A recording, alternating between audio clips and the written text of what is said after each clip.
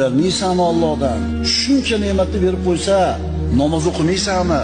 Shuncha in'omlarini behisob qilib ustingga to'kib qo'ygan, sochib qo'ygan bo'lsa, Allohga itoat qilmaysanmi? Allohdan uyalmaysanmi? Va kana fadlullohi alayka azima.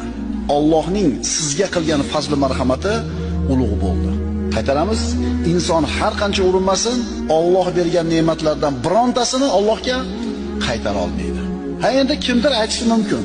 Va Ibrohim allazi vaffa degan Qur'onda Alloh. Vafo qilgan Ibrohim deyapti Alloh. Vafo qilgan ekan u. Birodarlar, vafo qildi deganini biz Allohning bergan ne'matlarini shukrini ado qilib qo'ydi deb tushunmasligimiz kerak. Nima degani Ibrohim vafo qildi degani?